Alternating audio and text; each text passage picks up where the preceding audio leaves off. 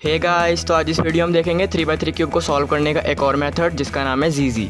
तो जैसा कि आपको पता ही है कि स्पीड क्यूबिंग के दो मेथड्स होते हैं, सीफॉप और रू। और इसके अलावा बहुत सारे मेथड्स होते हैं 3x3 क्यूब को सॉल्व करने के, जैसे कि पेट्रस हो गया, जीजी मेथड हो गया। तो अभी के लिए हम पेट्रस मेथड को तो हटा देते हैं। इस वीडियो में हम जीजी मेथड की बात करेंगे और इसी को सीखेंगे। तो आपको ये क्वेश्चन हो सकता है कि क्या जीजी मेथड एक स्पीड सॉल्विंग का मेथड नहीं है और इसको सीखने का क्या फ़ायदा है। तो देखो, जीजी मेथड एक तरीके से सीफॉप का ही एक अलग वर्जन है। सीफॉप में हम एक नया कॉन्सेप्ट ऐड करते हैं एज ओरिएंटेशन का, और फर्स्ट लेयर में थोड़े बहुत चेंजेस करते हैं और उससे जीजी मेथड बन जाता है। तो डिटेल में तो अभी आपको इस वीडियो में समझ में आ ही जाएगा। तो जीजी मेथड में हम स्टार्टिंग में कुछ मैजिकल मूव्स लगाते हैं और उसके बाद हम क्यूब को इस तरीके से सेटअप कर देते हैं कि हमें पूरे क्यूब को सॉल्व करते समय रोटेशन ही नहीं करनी पड़ती। तो इसलिए इसको सीखने का फायदा यही है कि इसमें एक नया कॉन्सेप्ट आता है एज ओरिएंटेशन का। ये अगर आप सीफॉप सॉल्वर हो चाहे आप एक रू सॉल्वर हो, आपको बहुत ही काम आ सकता है ये कॉन्सेप्ट। इसके अलावा क्योंकि इसमें हमारी ज़्यादा रोटेशंस भी नहीं होती, तो इसको हम वन हैंड सॉल्व के लिए भी यूज़ कर सकते हैं। तो आज की वीडियो बहुत इंटरेस्टिंग होने वाली है, बहुत ही मज़ा आने वाला है इस वाले मेथड को सीखने में। तो चलो अब चलते हैं अपनी टेबल पे, लेकिन उससे पहले आप चैनल को सब्सक्राइब कर लो और अब शुरू करते हैं एक बढ़िया से इंट्रो के साथ।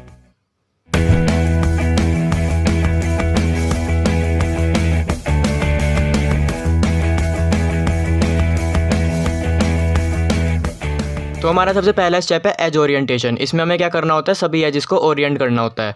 तो अब पहला सवाल यही है कि हमें कैसे पता लगेगा कि कोई एज ओरिएंट है या नहीं। तो पहले इसे समझ लेते हैं। तो देखो, हमारा सबसे पहला काम है एक ओरिएंटेशन चूज़ करना। यहाँ मैं चूज़ कर रहा हूँ वाइट बॉटम में और ग्रीन फ्रंट में। ठीक है, इसी तरीके से आप भी होल्ड करोगे, वाइट को बॉटम में और ग्रीन को फ्रंट में। अब उसके बाद समझते ही कैसे पता लगेगा कि कोई एज ओरिएंटेड है या नहीं। ठीक है, इस क्यूब में टोटल 12 एजेस हैं और हमने इन एजेस को 3 पार्ट्स में डिवाइड किया है। पहली एजेस वो हैं जिनमें येलो आता है, जैसे कि ये चारों एजेस हैं, येलो और ग्रीन, येलो और ऑरेंज, येलो और रेड और येलो और ब्लू। इन चारों एजेस में येलो आता है। और दूसरे टाइप की एजेस इनमें वाइट आता है। इस एज में वाइट आ रहा है, इस एज में वाइट स्टिकर है, इस एज में भी है और इस एज में भी है। और तीसरी कैटेगरी ये है जिसमें ना वाइट आता है ना येलो आता है, और वो है ये वाली जो मिडल लेयर में लगनी होती हैं। ठीक है, ये चारों एजेस। अब हर टाइप की एज का एक ना एक की स्टिकर होता है। तो जितनी भी एजेस फर्स्ट कैटेगरी में आती है, मतलब जितनी भी एजेस में येलो होता है, उनका की स्टिकर येलो होगा। जैसे कि येलो और ग्रीन वाली एज है तो इसका की स्टिकर होगा येलो। इसी तरीके से इस एज का की स्टिकर होगा येलो और इन दोनों का भी। और जो दूसरे कैटेगरी की एज है जिसमें वाइट आता है, उसका की स्टिकर होगा वाइट। वाइट ग्रीन एज का की स्टिकर है वाइट, और इस एज का भी की स्टिकर वाइट है, इस एज का भी और इस एज का भी। ठीक है, और वो एजेस जो मिडल लेयर में आती हैं उनका की स्टिकर या तो फ्रंट वाला कलर होगा या फिर बैक वाला कलर होगा। इस केस में फ्रंट और बैक वाला कलर क्या है, ग्रीन या फिर ब्लू। ठीक है, तो इसका मतलब इस एज का की स्टिकर होगा ग्रीन, इस एज का की स्टिकर होगा ग्रीन, इस एज का होगा ब्लू और इस एज का की स्टिकर होगा ब्लू। तो अब हमें समझ आ चुका है की स्टिकर क्या होता है। अब देखते ही कैसे पता लगेगा कि कोई एज ओरिएंटेड है या नहीं। तो देखो, कोई एज अगर टॉप लेयर में है तो उसका की स्टिकर टॉप पे होना चाहिए। ठीक है, अगर कोई एज बॉटम लेयर में है तो उसका की स्टिकर बॉटम में होना चाहिए। और अगर कोई एज मिडल वाली लेयर में है तो उसका की स्टिकर या तो फ्रंट में होना चाहिए या फिर बैक में होना चाहिए। ठीक है, जैसे कि हम एग्जांपल से देखते हैं। तो ये एग्जांपल देखते हैं और हमें सब समझ आ जाएगा। अगर की स्टिकर जिस तरीके से मैंने बताया वैसे है तो वो एज ओरिएंटेड होगी, और अगर वैसे नहीं है तो वो एज मिस ओरिएंटेड होगी। जैसे कि हम एक एग्जांपल लेते हैं, जैसे कि इसके से पहले इन चारों एजेस को देखते हैं। ये चारों एजेस टॉप लेयर में है तो इन सभी का की स्टिकर टॉप पे होना चाहिए, और अगर नहीं हुआ तो वो मिस ओरिएंटेड एज होगी। इस एज का की स्टिकर होगा वाइट, क्योंकि ये वाइट और ब्लू वाली एज, और मैंने बताया था जिन भी एजेस में वाइट आता है उनका की स्टिकर वाइट होता है। तो इसका की स्टिकर टॉप पे है, ये हमारी ओरिएंटेड एज है। और हम ओरिएंटेड एजेस को गुड एजेस बोलते हैं और मिस ओरिएंटेड एजेस को बैड एजेस बोलते हैं। ठीक है, अब इस एज को देखते हैं। ये इस एज में वाइट और येलो नहीं आता है, थर्ड कैटेगरी की एज है। तो मैंने आपको बताया था इसमें हमारा जो की स्टिकर होता है वो फ्रंट और बैक वाला कलर होता है, और इस केस में हमारा फ्रंट है ग्रीन और बैक है ब्लू। ठीक है, तो इस एज का की स्टिकर होगा ब्लू जो कि टॉप में है, तो ये भी गुड एज है। इसी तरीके से इस एज का की स्टिकर होगा ग्रीन, ये टॉप में है, ये भी गुड एज है। अब इस एज की बात करें, इसका जो की स्टिकर है वो है वाइट, और वाइट हमारा टॉप में नहीं है, इसका मतलब ये एज मिस ओरिएंटेड है। ठीक है, आपको समझ आया, ये तीनों ओरिएंटेड हुई क्योंकि इनका की स्टिकर टॉप में है, ये मिस ओरिएंटेड है। अब बॉटम वालों का देखते हैं। इसका की स्टिकर बॉटम में है तो ये तो ओरिएंटेड है। इसका की स्टिकर है ब्लू, ठीक है, तो ये मिस ओरिएंटेड हुई। इसका की स्टिकर है वाइट, ये ओरिएंटेड है, ये भी ओरिएंटेड है, मैंने मिस ओरिएंटेड बोल दिया। ये वाली जो है ये मिस ओरिएंटेड है, क्यों? क्योंकि देखो इसका की स्टिकर होगा येलो, और येलो बॉटम में होना चाहिए था जो नहीं है। ठीक है, तो ये हो गई मिस ओरिएंटेड। तो एक ये एज मिस ओरिएंटेड है, एक ये एज है।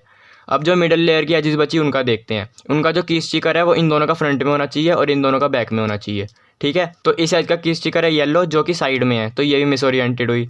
इस एज का की स्टिकर क्या होगा, ग्रीन, तो ये हो गई मिस ओरिएंटेड एज।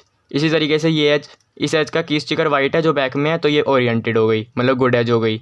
और इस एज का की स्टिकर ही बैक में है येलो, तो ये एज भी ओरिएंटेड हो गई, मतलब गुड एज हो गई। तो इसका मतलब हमने क्या देखा, एक हमारी बैड एज ये है, एक ये है, एक ये है और एक ये है। ठीक है, अब आपको यहाँ पे एक चीज़ और देखनी है कि हमारी बैड एजेस हमेशा इवन ही होंगी। अब हमारा नेक्स्ट स्टेप है इन सभी बैड एजेस को गुड एज में कन्वर्ट करना। तो ये हम किस तरीके से करेंगे, जब भी हम एफ प्राइम बी प्राइम इनमें से कोई भी एक मूव लगाते हैं तो वो क्या करता है, उस लेयर में जितने ही पीसीज होंगे ना सबको गुड से बैड बना देता है और बैड से गुड बना देता है। जैसे कि इस केस में देखते हैं, ये जो एज है ये गुड है क्योंकि इसका की स्टिकर टॉप में है, ये भी एज गुड है, ये वाली एज भी गुड है और ये वाली भी गुड है। ठीक है, तो अगर हम एक बार एफ़ या एफ प्राइम कुछ भी करें, एफ प्राइम कर लेते हैं। अब एक बार एफ प्राइम करने से क्या हुआ, ये सभी एजेस जो गुड थी सभी बैड बन चुकी हैं। चेक कर सकते हैं हम, देखो ये एज हमारी टॉप लेयर में है तो इसका की स्टिकर टॉप में होना चाहिए, जो नहीं है इसका की स्टिकर है ग्रीन। इसी तरीके से ये एज भी बैड है, इसका की स्टिकर साइड में है जो सामने होना चाहिए था और ऐसे इसका है। तो इस समय क्या समझ में आया, हम एफ या फिर एफ प्राइम मूव कर सकते हैं। तो वो क्या करता है, फ्रंट लेयर में जितनी भी एजेस होंगी उन सबको अगर गुड है तो बैड बना देगी, बैड है तो गुड बना देगी। ठीक है, तो इसी चीज़ का यूज़ हम इस केस में करेंगे। हमें पता है हमारी एक ये वाली बैड एज है, एक ये है, एक ये वाली है और एक ये वाली है। तो हम क्या करेंगे, इनको फ्रंट लेयर में ले आएंगे सबको और एक बार एफ या एफ प्राइम मूव करेंगे और ये सारी गुड एज बन जाएंगी। और यहाँ पे आपको एक चीज़ और ध्यान देनी है, इनको यहाँ पे फ्रंट लेयर में लाने के लिए आपको एफ या फिर बी मूव्स नहीं करने, क्योंकि वो फिर किसी और एजिस को भी टर्न कर देगी ओरिएंटेड से मिस ओरिएंटेड में। मतलब आपको खाली आर एल यू डी और F2 और B2 मूव्स करने हैं। ठीक है, तो देखो हम क्या कर सकते हैं, इसको यहाँ ले आओ यू मूव करके, ये तीन हो गई। इसी तरीके से इसको यहाँ पे ले आओ। अब ये चारों बैड एज आ चुकी है हमारी फ्रंट लेयर में। उसके बाद चाहे एफ़ करो चाहे एफ प्राइम करो, कुछ भी करो, और ये चारों हमारी गुड एजेस बन चुकी हैं। अब आप चेक करोगे हमारे क्यूब में सारी की सारी गुड एजेस हैं। तो बस यही है एक सिंपल सा फंडा ओरिएंटेड एजेस का। हमें इसमें क्या करना होता है, पहले हमें ये पता होना चाहिए कि हर एज का अपना एक की स्टिकर होता है। हमें वो पता लग गया, उसको हमें ये पता लगना चाहिए अगर कोई एज टॉप लेयर में है तो उसका की स्टिकर टॉप में होना चाहिए, बॉटम लेयर में है तो की स्टिकर बॉटम में होना चाहिए, यहाँ पे है तो उसका की स्टिकर फ्रंट में होना चाहिए और यहाँ पे है तो उसका की स्टिकर बैक में होना चाहिए। ठीक है, तो मिस ओरिएंटेड और ओरिएंटेड का समझ आ गया। ज़रूरी नहीं है कि हमेशा हमारे पास 4 मिस ओरिएंटेड एजेस आएँ, हमारे पास या तो एक भी मिस ओरिएंटेड एज नहीं हो सकती, या फिर 2 हो सकती हैं, या 4 या 6 या 8 या 12। ठीक है, अब हमने क्या सीखा, 4 एजेस को किस तरीके से हम कन्वर्ट करते हैं मिस ओरिएंटेड से ओरिएंटेड में। जैसे हमने 4 एजेस को किया वैसे ही हम 8 और 12 एजेस को करेंगे, क्योंकि ये मल्टीपल ऑफ 4 है। देखो 8 एजेस को क्या करेंगे, 4 फ्रंट में रखा, 4 बैक में रखा और एफ और बी मूव्स कर दिए। और इसी तरीके से 12 एजेस को कैसे करेंगे, पहले 12 में से 8 एजेस को कर लिया, उसके बाद जो बची हुई 4 हैं उनको कर लिया, जिस तरीके से मैंने आपको अभी बताया। तो हम 4 एजेस को कर लेंगे, 8 एजेस को कर लेंगे, 12 एजेस को कर लेंगे।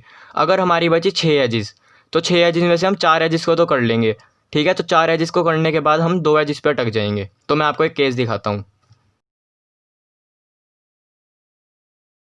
इस केस में अगर आप देखो तो हमारी सिर्फ 2 मिस ओरिएंटेड एजेस है, वो है ये दोनों। ठीक है, तो इस केस में हम क्या करेंगे, किसी भी एक एज को फ्रंट लेयर में लाएंगे। ठीक है, सिर्फ एक एज को ले आए, एक ये वाली एज है मिस ओरिएंटेड, इसको भी साइड रखो, इसको फ्रंट लेयर में ले आओ। उसके बाद हम एक बार एफ मूव करेंगे और उससे क्या हुआ, जो ये मिस ओरिएंटेड थी वो ओरिएंट हो गई और साथ में बची हुई 3 मिस ओरिएंट हो गई। और अब हमारे पास 4 मिस ओरिएंटेड एजेस हो चुकी हैं, 1 2 3 और 4। अब इन चारों को हम फ्रंट लेयर में लाएंगे। कैसे ला सकते हैं, इसको यहाँ ले आओ और इस वाली एज को यहाँ ले आओ, ये चारों एजेस फ्रंट लेयर में आ गई। उसके बाद एफ मूव करो और सारी एजेस हमारी ओरिएंटेड हो चुकी हैं। अब इस स्टेप को करने के बाद हम नेक्स्ट स्टेप में सी फॉप की तरह कर सकते हैं, लेकिन इसमें हम अलग तरीके से करते हैं। इसके बाद हमारा स्टेप है एक यहाँ पे लाइन बनाना।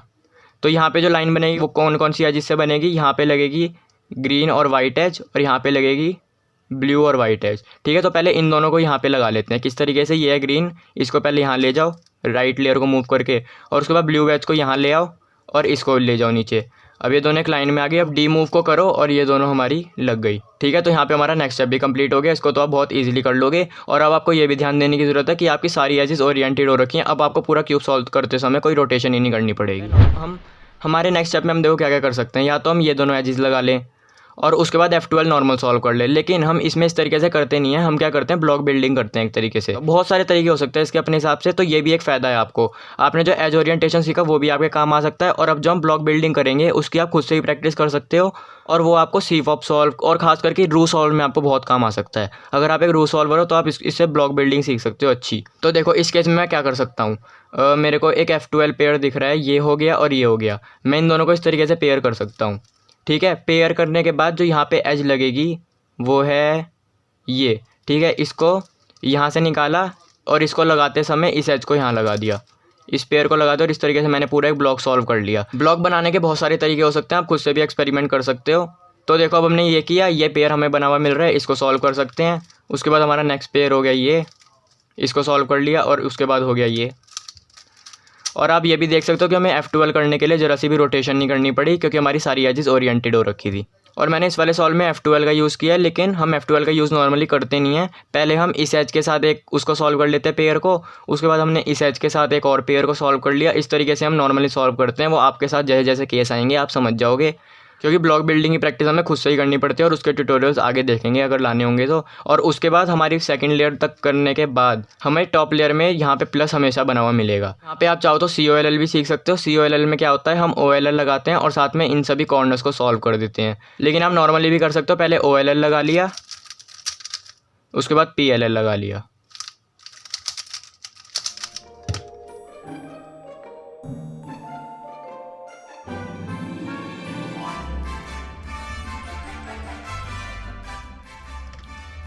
तो अगर आपको ये वीडियो पसंद आई है, वीडियो को लाइक ज़रूर करना और हम मिलते हैं नेक्स्ट वीडियो में किसी और मेथड के साथ। समझ रहे हो, पैटर्स मेथड। चलो अब जाके क्यूब चलाओ।